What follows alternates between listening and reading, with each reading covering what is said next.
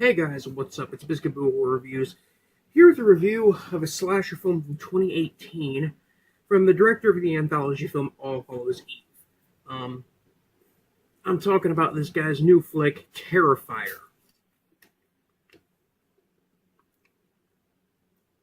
Oh god, that's strong. So anyway, Terrifier is a film about a clown named Art the Clown who is stalking three women on Halloween night. And this film is basically a feature length version of the Terrifier short film, which was one of the segments of his previous feature, which was All Hallows Eve, which was the best segment in the entire film. So why not make a feature length version of it? So this movie opens up with a scene that's actually kind of great for a kind of 80s throwback slasher film that I'm surprised that I'm surprised. I'm sorry, I've been drinking. So it has a pretty great opening for a slasher film. I don't want to spoil it too much, but it has to do with the survivor of Art's previous rampage being interviewed on a talk show. As this is happening, Art sees this happening and he prepares for another killing spree. And yeah, like I said, I don't want to spoil too much, but the movie essentially starts with the two of the main girls who are out on Halloween night. They're partying, they've been drinking, they stop to get some pizza. Art the Clown walks into the pizzeria, and the film kind of starts from there. So the writing and acting in this film is like you would expect from any slasher film from any era, even the modern era. It's okay at best. You can tell they tried to do something here. You can tell they tried to write something good, and you can tell the actors tried um, deep, kind of um, to give a kind of good performance. But overall, there's nothing too good here as far as acting goes. I will say the actor for Art the Clown, who is a mute clown, did an amazing job of being solidly creepy and unnerving in quite a few scenes, despite the character being silent and being one of those kind of creepy clowns that's so creepy he almost bounces off the wall and becomes hilarious in how he looks. This movie is a cut and dry slasher film. It's nothing too amazing or groundbreaking. It has a few moments of originality and a few pretty graphic and shocking moments that found that I thought were kind of amazing. I just kind of wish they were in a movie that was a better slasher film or a better horror film overall. That being said, the film is actually pretty visually pleasing, pretty well shot at times. There are some really cool uses of sets and lighting, really well done uh, shot compositions. And as far as the pacing of this movie goes, the movie is consistently enjoyable from beginning to end. I didn't find myself getting bored at all. And as far as the gore effects go, the effects range from pretty good to pretty damn cheesy, but that's the spice of life when it comes to slasher films. Cheesy, cheap gore effects.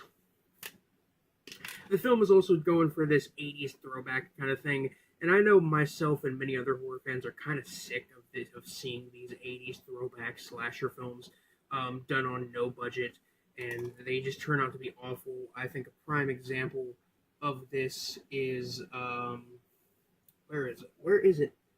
I want to pull it off my shelf and shame the director for making something this bad. That's not it. Fuck. I'm gonna end up pulling everything off my shelf in order just to find this one movie. Oh, here it is. Yeah. Yeah. Teenage Slumber Party Nightmare. The director of this movie tried to do something like that, and it failed horribly.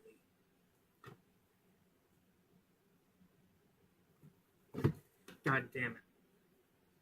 But there are tons and tons of movies that try to do this throwback thing, and most of them don't work.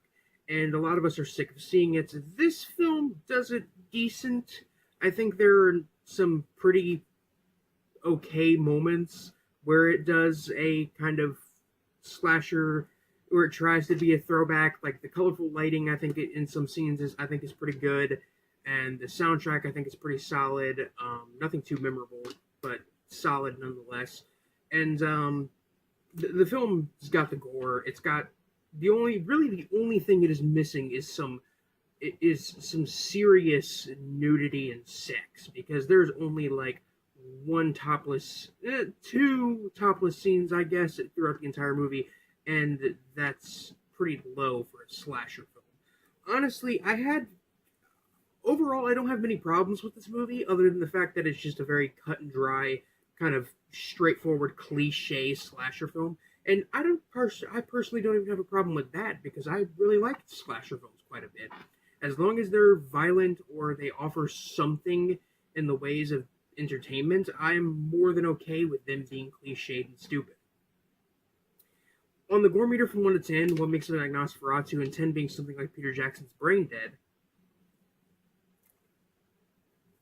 Terrifier is probably a solid 6. There are there are a few moments in this movie where it goes places that I did not expect it to go.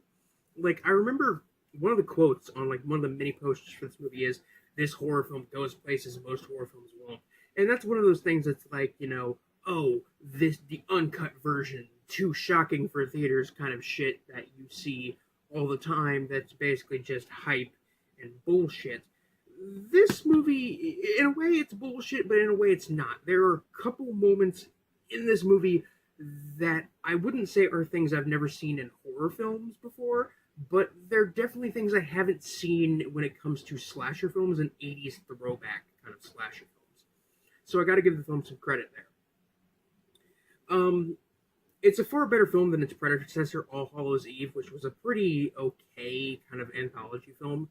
It's a really enjoyable, gory, wild little slasher flick that I think is best enjoyed with some friends and alcohol. I'm gonna regret that later. Holy fuck. It's nothing new, nothing groundbreaking, nothing artistic. It's just gore and cheap laughs and just cheap thrills. It's dumb entertainment to be had, and there's absolutely nothing wrong with that. And because of that, I'm going to give this film a 3 out of 5. And that is actually it for this review. Uh, anyway, guys, this is Biscuit Horror Reviews signing off. Peace.